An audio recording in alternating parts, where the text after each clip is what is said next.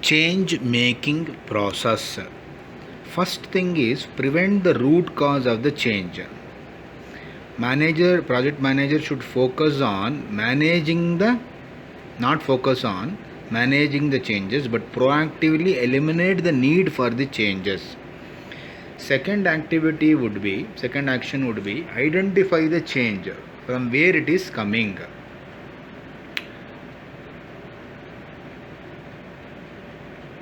Project manager should be actively looking for changes from all the sources, because discovering a change early will decrease the impact of the change. Change can come from the project manager as well as from resulting against project manager as a result of measuring against performance measurement baseline, or from the sponsor, or from the team management, or any customer or any stakeholder. Third action would be look at the impact of the change within the knowledge area. For example, if scope change, how will that affect the rest of the project, whether the time changes, whether the schedule change, whether the cost will change. After looking at the impacts, then fourth step should be create a change request.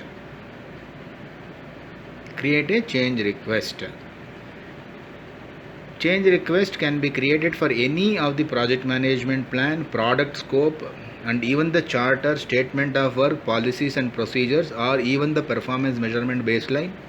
Process of making a change should follow the change management plan. After this comes the perform integrated change control function activities.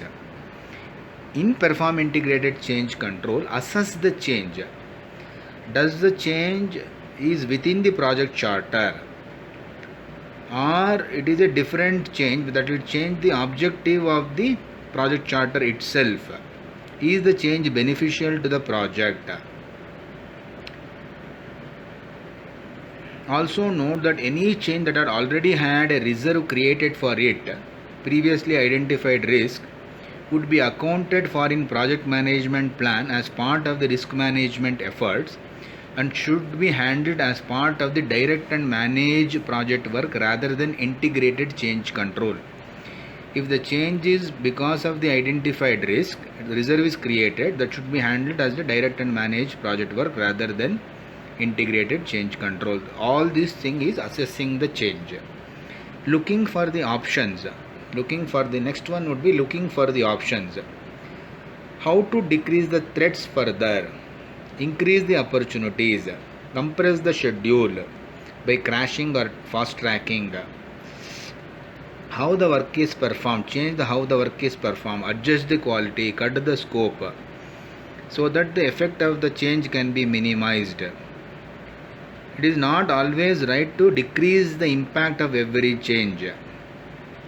By doing so, project manager may decrease overall probability of success on the project. Sometime an additional 2 weeks worth of scope added to the project should receive 2-week extension of the time. If the scope is added, extension of the time also we should get. So this change is a good change.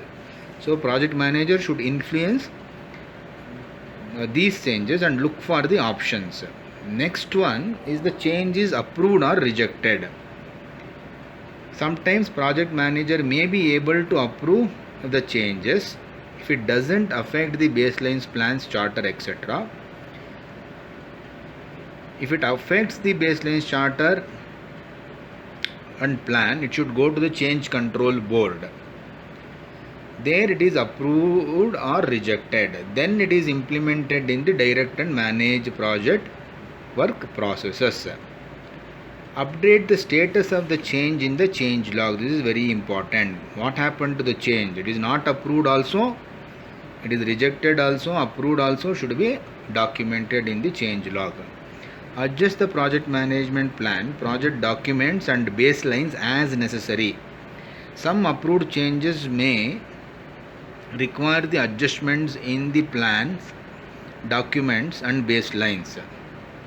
The replanning effort also happens in the perform integrated change control.